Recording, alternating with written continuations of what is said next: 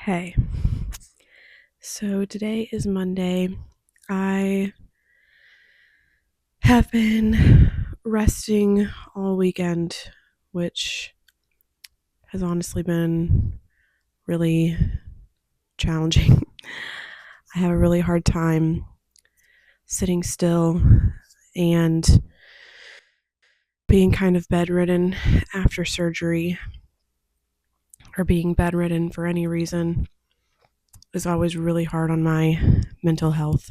So it's officially been a few days since surgery, and I'm going to try to do a little bit of activity today, very light activity, and get some reading done. I was thinking of doing kind of like a Readathon style video, since I do have to, rest a lot of the day still. And I'm at the tail end of a couple of books already. I am almost finished with an audiobook called Clanlands by Graham McTavish and Sam Hewen, who are co-stars on the show Outlander. And it's kind of like their tandem autobiography of them kind of traveling around Scotland. So I'm almost done with that and would like to finish that today. And I'm also very close to being finished with Know My Name by Chanel Miller, which I am reading for another reading vlog, actually, where I read the favorite books of popular booktuber Haley Jean ASMR. And so far, I really like it. I would say it's kind of gearing up to be about a 4.5 star read, and is really good so far. But I'll discuss more about that book in that reading vlog. I don't know what I'm going to read next. Once I finish those two, I'll probably go to my little library room and pick another book to start. And then I have kind of today and tomorrow to read and rest and relax. We'll see how this works.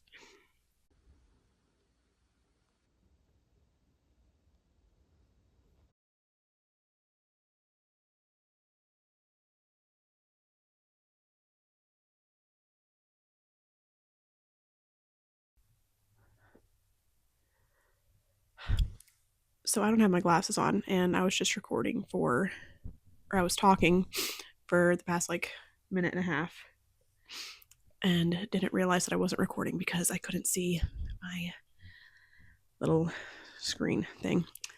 Anyways, I just got a new prescription and accidentally left them at work when I went home with excruciating pain on Friday and got admitted for emergency surgery. So I cannot see, and I'm wearing my old prescription in the meantime. But I don't know. I don't know if it's just, the whole look right now isn't working for me. But for some reason I see myself with those glasses on and I'm like, no. But anyways, that is all besides the point. It is now 1:00 and I have finished both Clanlands and Know My Name by Chanel Miller. And it's kind of funny because these are two totally opposite reads and two totally opposite takes on masculinity and the value of masculinity, I guess.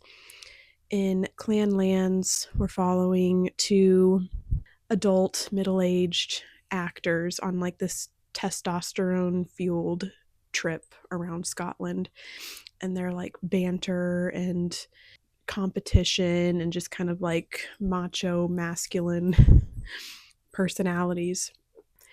And it's kind of presented and viewed in this positive light where it's, playful and happy, and it's this, bond growing between two men, this friendship that's really blossoming among two adult men, which I found to be really, really beautiful. I really loved Clanlands. I loved Waypoints by Sam Ewan, who is one of the authors of Clanlands. And it's just been really uplifting for me in kind of a dark time with my illness, with my lost pregnancy, and my mobility, just all of the heavy things that have happened. And it's just kind of been like a nice reprieve. On the complete opposite end of the spectrum, we have Know My Name by Chanel Miller, which really highlights some of the, negative effects, impacts that masculinity can have, or that is affecting masculinity and kind of turning it more unhealthy and more aggressive and predatory. Know My Name tries to deconstruct a lot of the cultural and social aspects of masculinity, kind of campus culture. At the end, it does get kind of political and goes more into allegations of powerful men and the women who have come out against them. It's so strange how these two totally different versions of manhood and masculinity can coexist in the same world at the same time. And how do we, promote the healthier versions of masculinity without trying to erase it? I feel like in a lot of ways, our society and our culture has just kind of deemed masculinity and masculine things as dangerous and problematic, and that isn't necessarily true. There are dangerous and problematic people and behaviors, but masculinity, in my opinion, should be celebrated and can be extremely beautiful and playful and full of love, is a necessary balance, I think. So I'll go more into this in my Haley Jean ASMR reading vlog. Overall, I did really enjoy this book. Chanel is a very, very good writer, very poetic writing style, very flowy. I think it makes sense kind of, given her background and, her brief stint as a comedian, which, you have to be a very good writer to be a comedian, and, her art and her love of art and the written word. So it made sense that it was so well written, and I did highly enjoy it. Now I am on to picking my next read, and I'm kind of wanting something a little bit lighter. I thought about picking up The Cruel Prince and reading it as a part of this video as well, but I think I do want to save it for, just the Haley Jean video.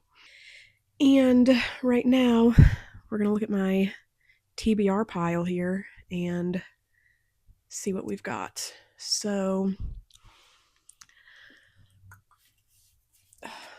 I forgot to mention this in my April TBR, but this is the book that was picked by my subscribers for me to read as kind of like my sci-fi reading vlog, and I'm very excited. I really enjoyed the show, and I stopped watching it because I wanted to pick up the books. But let's see.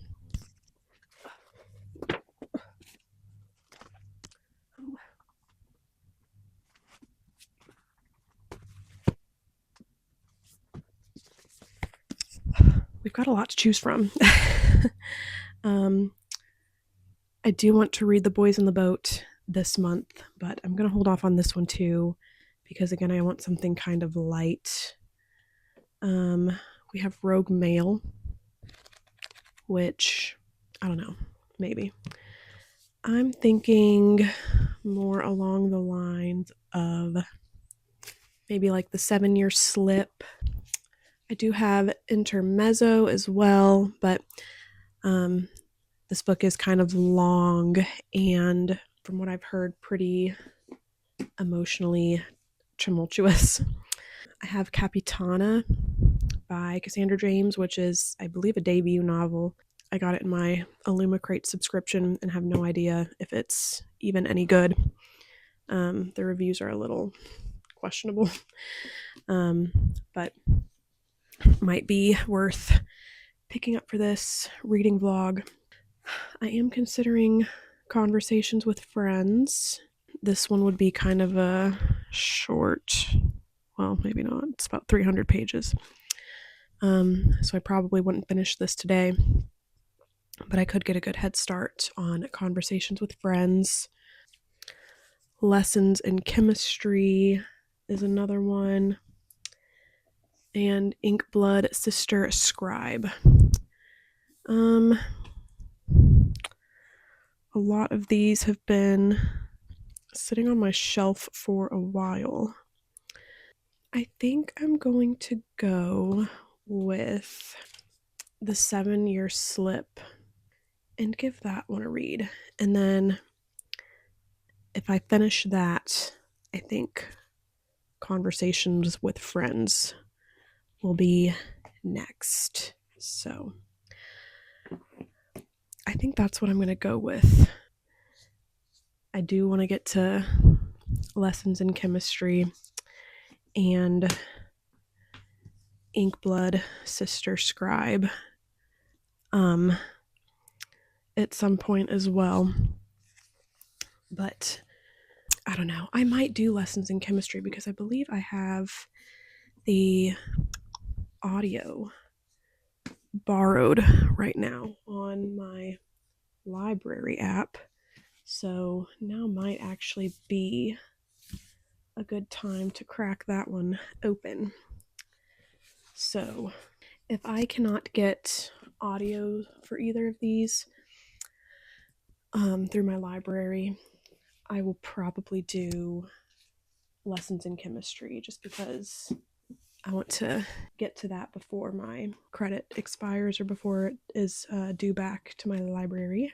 I think that's what we're going to do. I'm going to check and see if either of these are available and then go from there. So it turns out neither The 7-Year Slip or Conversation with Friends is available in my library, so I would have to purchase the audiobooks right now if I wanted to read them and listen to them. So I think I am going to go with Lessons in Chemistry for now and give that a read for this reading vlog. This will probably be the last book that I get to if I had to guess, but we'll see. Maybe I'll at least get started in the next book that I want to read for this reading vlog. I don't know, I'm just not a particularly fast reader. Like, I don't like speed read. So even though I'm doing like this kind of like readathon type of thing where I'm reading quite a bit, really all day, I'm still not gonna like just fly through like 4 or 5 books the way some other popular booktubers might. But even still, hopefully I'll make a nice little dent in my TBR, and yeah, it'll feel good at the end of this, I think.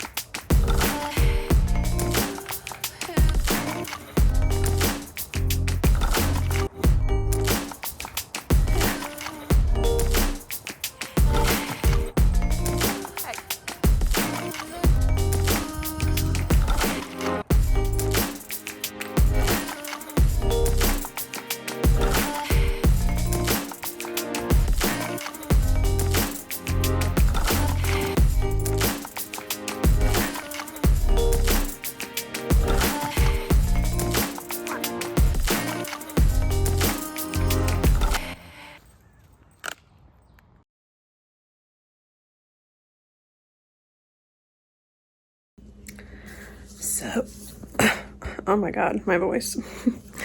So, I have just finished chapter 11. I'm on chapter 12 of Lessons in Chemistry. Almost 100 pages so far. And I gotta say, if some things don't turn around, this might be my second DNF of the year. I already DNF'd the Nightingale not long ago, actually just a few days ago. It's not looking good for Lessons in Chemistry. From the very beginning of the book, it is trying to do way too much, and it is not doing any of it well at all.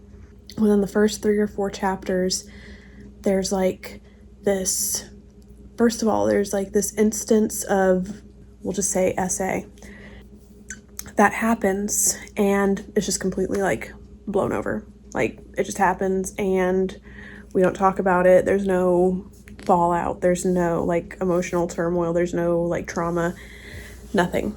It just happens and the police treat the victim like crap and basically tell her like, it's your fault. Like, is there anything you would like to say about this situation? Because she like defended herself by like stabbing him with a pencil. There's like just like all these little like instances of like sexism and discrimination. And then there's like this whole like death and orphanage piece that's attached to one of the main character's backgrounds, and then like this crazy religious trauma that's attached to another character's background, and like all this like miscommunication and just like casual sexism and discrimination. And it's just, oh, and homophobia, don't let me forget the homophobia. Like it is just too much right from the very beginning. And I also really like, so first of all, the essay scene, like that was like it was terrible. First of all, like physically assaults her, he slaps her, hits her, and then like she's like battered and bruised. Like it's so terrible. And then like the way that it's handled afterward, and just like we just completely move on from that in the story, and it's just fine. So what I was getting ready to say, I really am very much despising the idea that like getting married and having a family and having kids and changing your name, like this is all like presented as like less than, because you know women need to have, you know, jobs and careers and need to have like professional aspirations in order to be fulfilled, and they can't have kids and do all of that, and kids just get in the way. Like it's just like this idea that, you know, having kids or having a family or getting married like strips away a woman's identity. If people feel that way individually, like if people individually, you know, don't want to get married or don't want to have families, like okay, that's fine, that's your choice. But like, why is this being like kind of promoted as like the ideal that like we shouldn't have families, we shouldn't have kids? There's less value in having kids than there is in having a career. There's one character in particular, like the boss, I guess, who is like this just terrible caricature of like domesticity. Like there's a scene, like it kind of like jumps between POVs, and there's a scene that's in his POV where he's talking about how, you know, him and his wife, you know, have an actual godly relationship where he works and she pumps out kids for him. It's the language used in the book. She pumps out kids, and, you know, he cheats on her every once in a while, but who doesn't? It's fine. Like, this is literally what is being presented as, like, a traditional life. Is, like just a mockery of having kids and having a family. So, not impressed at this point. I don't understand that, like, this value system. Like, why is this being like force fed to people online and in book clubs? And and in all of these spaces where, people are, trying to find good literature to read, I can understand, like, adding nuance to, women's issues, but, like, this is bad. Like, this is poorly done.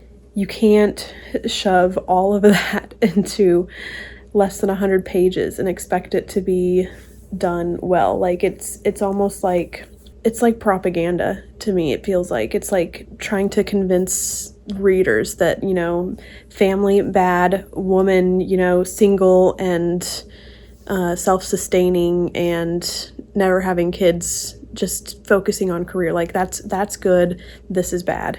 This man who has a family and cheats on his wife, that's obviously bad. But, like, why can't we show, like, a healthy family, like a healthy dynamic? I do kind of wonder if we'll get there. There have been a couple of moments that have been a little bit redeeming for me, like the over-the-top sexism and discrimination has been really annoying, but there has been a moment where, we have these two characters who, despite their extreme adversity, one of them being a white man, despite his adversity, is able to excel in his career. And then we kind of have like a parallel with Elizabeth, our FMC. So they've both been through a lot and have a few things stacked against them, whether it be their history and their background or their gender. So that was kind of a redeeming moment for me. I do not like based off of the first chapter, I do know that, Elizabeth does eventually have a daughter. So I am hopeful that this kind of mindset against family will shift a little bit, because, despite what every individual and every couple can make these decisions themselves, but I don't think that this should be like the message that we send to everybody to not have kids, and that having kids will ruin your life and your career. Oh, it got me a little heated. I think it just bothers me so much because I fell into that mindset for so long. And because of that, I am now at a point where I'm almost 30 years old. I still don't have kids.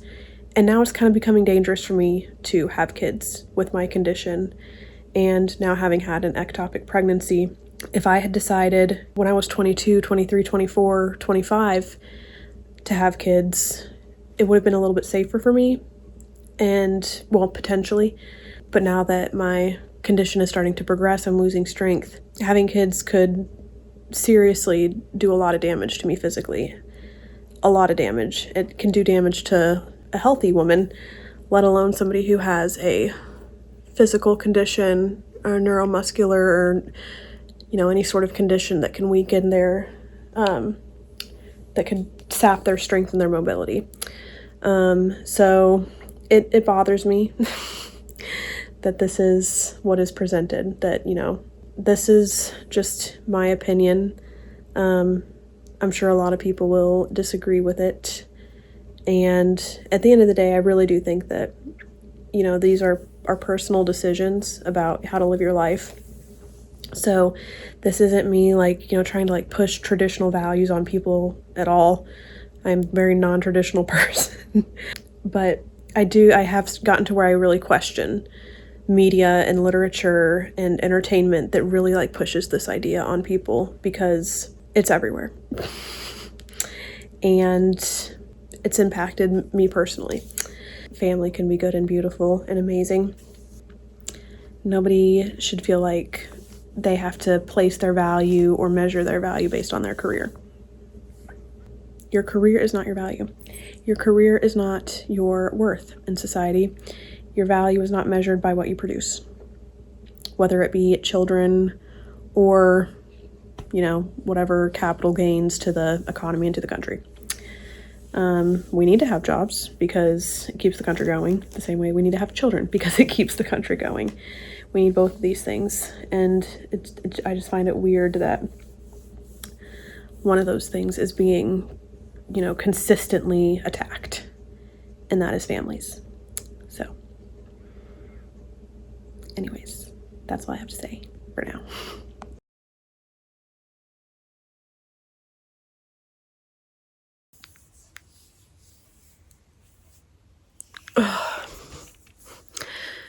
It is Tuesday morning. So last night I got maybe another 20 pages into lessons in chemistry, and I decided to DNF that book. I'm sorry. I know a lot of people really love that book, and if you love it, you know, that's great. Like, I'm not saying that anybody should dislike the book just because I do. To me, I just could not take that book seriously. My hair is wild right now.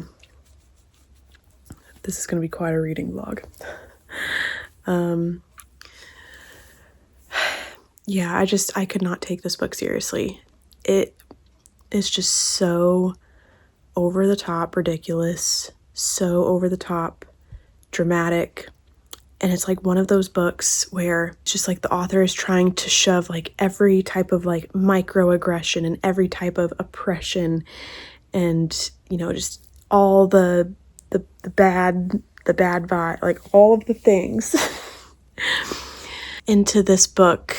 And it's just like this hodgepodge of like crazy events. And on top of that, like, we're jumping from like POVs all the time. Like, we're going from like the main character to the partner to the friend to the neighbor to the boss to the dog. Like, it's literally we literally get like the perspective of the dog, which is fine. Like, but it's just like when you like add that on top of everything else, it's so absurd. Like, I'm literally sitting here like talking about this book and I'm like, am I missing something? Like, I almost like feel like this is supposed to be satire and I'm just too stupid to realize it, and I'm like getting trolled because it's so bad. Like, I'm like, this can't be real. Like, this has to be like comedy, satire, because of the absurdity. And it kind of blows my mind how good of reviews it has on Goodreads. Like, I do not trust Goodreads at all. I'm at this point, I'm convinced that Goodreads is a scam. And it's just a way to convince people that people like books that they really don't. Yeah, so I was a little less than halfway through, but I got to the point where she had her baby, you know, she was talking to the neighbor, and then like we jumped to the neighbor's husband's point of view, and of course, like, it's just yet another brutish, bigoted man for absolutely no reason, like, has no, you know, purpose in the story or in the plot whatsoever. And at that point, I was just like, okay, I'm done. Like, I'm not doing this. I'm not going to spend my time reading something that I know I don't like and that is poorly written, poorly executed, and is just another white woman in this world trying to prove that she understands oppression. Like, I don't like reading books that, you know, feel like give me no added value, you know, either entertainment wise or information and knowledge wise. And to me, I'm reading this book and I'm feeling like this is trying to convince me of something that's not true. This is trying to like convince me of a history that did not happen this way. Like, I understand that our country has had a problematic past, that, you know, many people were marginalized by their race or gender, but this, again, like, is just like, it's almost insulting how bad it is. So I will not be mentioning that. If you like the book, more power to you. just understand that it is not historically accurate, I guess. Like, people just, it's like written from the perspective, it's like a book about the 1950s, but it's written basically like from the perspective of the modern day. And like, people in general did not think like this, did not talk like this, did not act like this. You know, the just absurdity of the characters. Again, like, it truly felt like I was reading satire. And maybe I was, and I'm just being trolled. And if that's the case, then I'll accept that. I'll accept that I'm just stupid. But anyways, I did decide to start reading Scythe instead, and I'm about 100 pages in right now. So far, this read is going much better for me. I did pick up The Boys in the Boat and Conversations with Friends again, and I brought all 3 of the books out here for Malik to help me decide, and he chose Scythe, which I knew he would, just because the cover's cool and it's red and he loves the color red. He was literally like, you can't bring these 2 boring ass books out here with this cool looking one and expect me to pick another one. I was like, that's fair. But I've been wanting to read Scythe anyway, although I woke up this morning and I'm like, this probably wasn't the best choice, because now I'm going to be invested in this series and want to continue the series when I do need to read The Cruel Prince and 3-Body Problem this month. So we'll see where we end up at the end of Scythe, and then, you know, I'll decide if I want to go straight to Thunderhead or finish my Haley Jean ASMR reading vlog. I guess if I don't finish that one right now, I do have this reading vlog that I can put up pretty quickly. This little readathon that I'm doing. But anyways, so far I am really liking it. It's hooked me right off the bat. I'm very intrigued by the concept of immortality and how immortality has kind of shifted like the human experience and kind of like the human perspective on life and on our planet, and on like kind of the beauty of impermanency, I guess. I do tend to enjoy themes, you know, kind of surrounding the concept of like life extension and immortality. Like, I mean, I'm a huge fan of Dune and that's like one of the main themes that kind of carries throughout all the books, is like, you know, this fight for eternal youth. And I feel like that's kind of like a very human motivator, is like this drive to continue living. And I guess like denial in the fact that we won't in fact live forever. I feel like most animals don't understand that and just kind of believe that they'll live forever.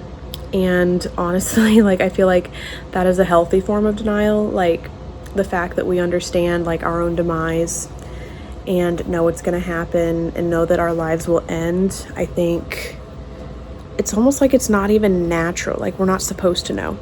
And you know, when we discover it, it's obviously very distressing, and we just kind of live our lives ignoring that, you know, kind of grim reality. I really love our characters so far. Citri, is it Citri or Citra? Can't remember. And Rowan. I do kind of like, as I've been reading it, I've been thinking like, I wish I had read this like before I got super into reading, because I feel like I wouldn't have like kind of recognized all the tropes quite so much, and it would have felt more like new and exciting. But at this point, I'm just like, oh, here we go. It's kind of like a rivals to lovers kind of thing going on, and they're like pitted against each other in like this fight for this position, and they're like forbidden to fall in love So like obviously they're gonna fall in love. I feel like as a younger reader, I would have like been totally captivated by those things and been like, oh my god, like they can't be together. But of course now I'm like, they're gonna be together. I have no doubt in my mind.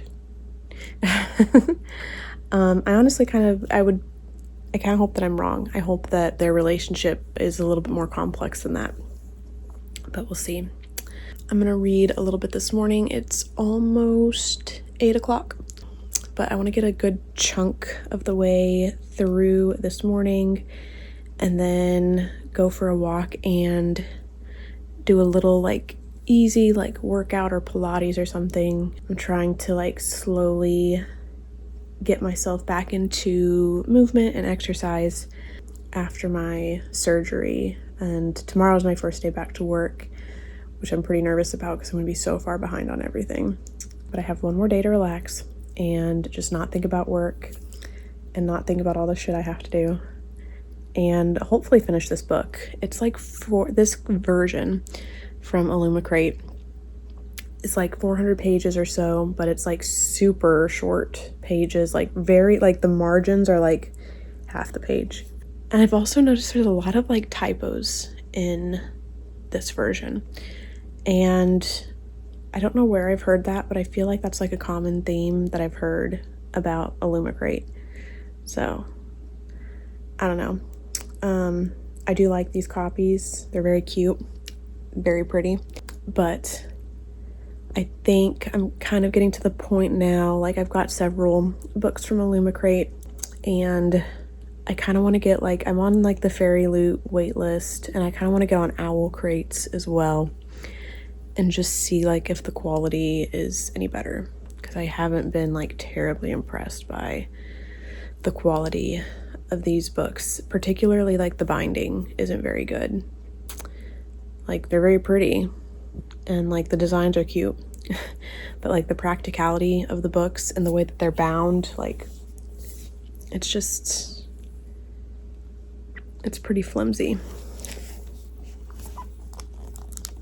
Like that's what we're working with as far as like the binding. So, but anyways, I'm going to read a little more, try to get hopefully about halfway through this morning, find an audio version and listen some more while I like clean or walk and kind of go about my day. But yeah, just gonna kind of chill for now.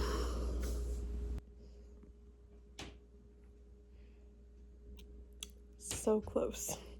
Got like 80 pages left.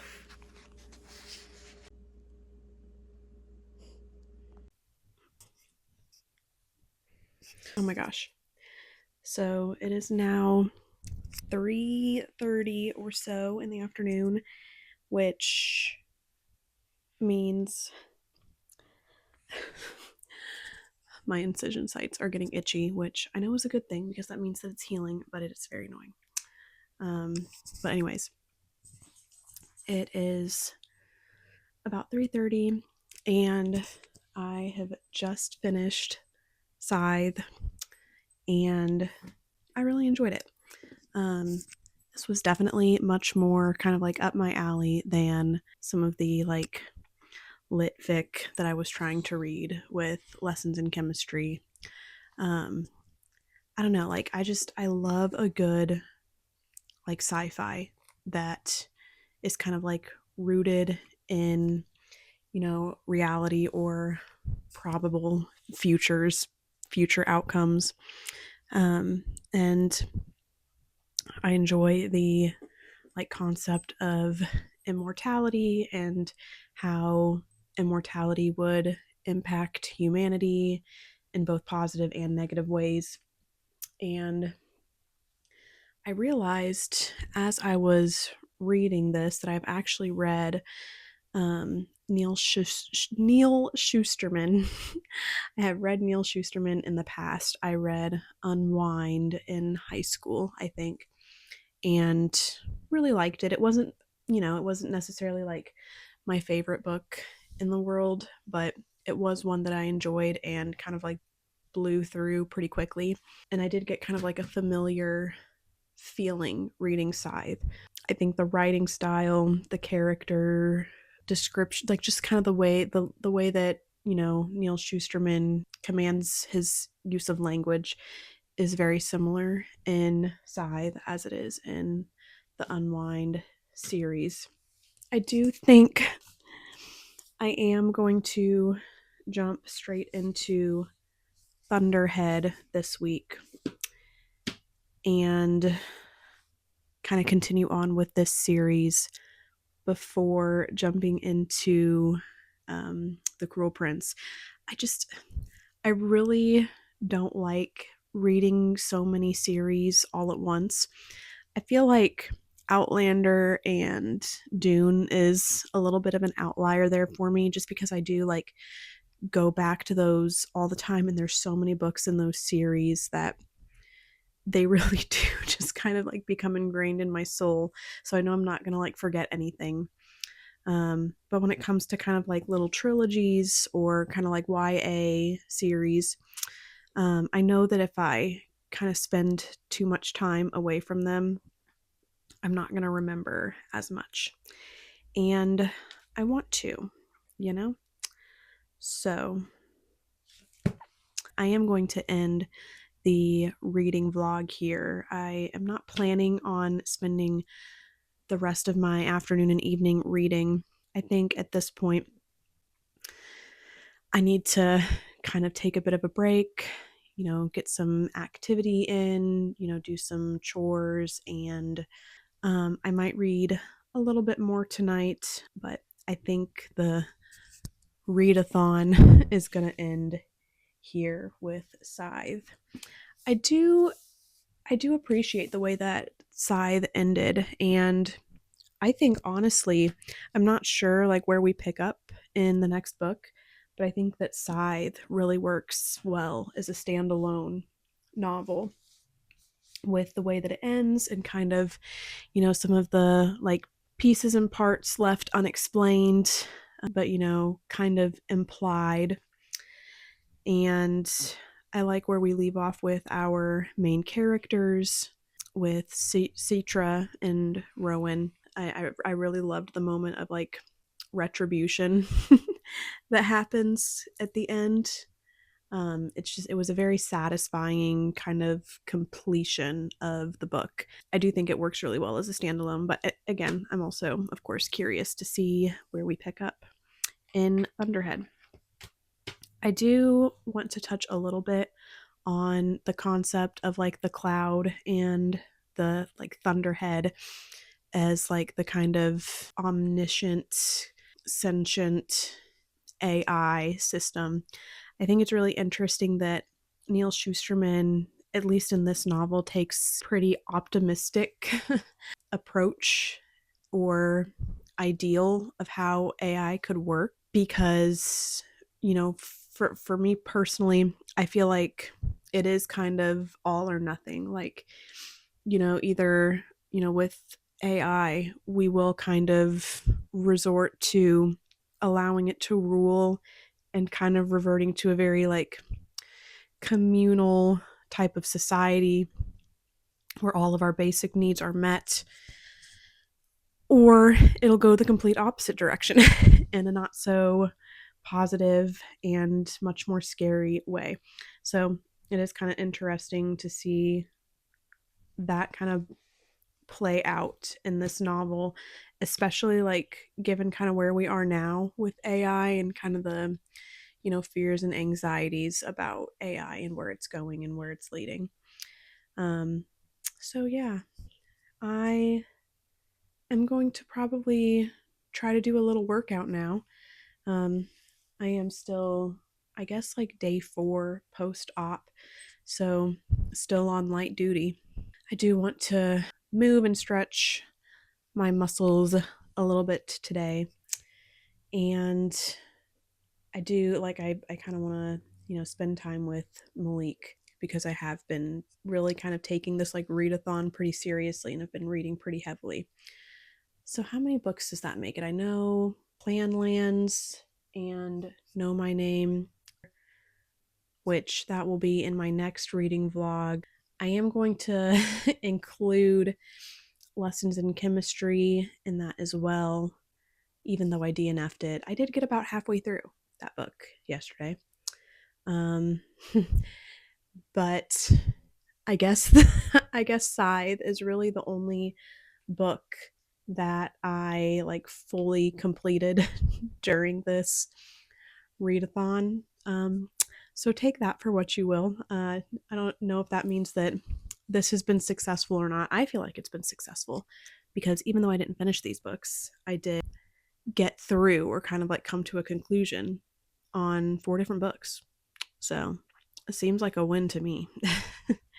And I found a new series that I really liked. I had a feeling that I would like this series. It did seem like something that I would like, but of course, like, you never know until you actually read it. So I was like, I hope I didn't just like waste $80 on these special editions for books that I don't like. But alas, here we are. I do like them. This one kind of reminds me of The Matrix a little bit, the color scheme. Gotta show the edges here. Which, what is this, Fulcrum City maybe? Or maybe it's a different city this time. I don't know, y'all. This one has Godard's name on it. So, kind of nervous. I don't know. Can he come back? Can you come back from a trial by fire? But anyways, that is it for now. I hope everybody enjoyed this little impromptu readathon while I was recovering. The next vlog you'll see from me will be featuring Haley Jean ASMR's favorite reads. Yeah, that is it for now. Please, like and subscribe if you enjoyed watching this video and want to see more from me. This channel is very new. I do also have my ASMR channel that you can visit and subscribe to as well if you like ASMR. I do a lot of book ASMR. I do some like mukbangs, and I'll do some role plays every once in a while. I love light triggers with flashlights, so I'll do that every once in a while. But yeah, bye. See you later. I'm gonna decompress from that book.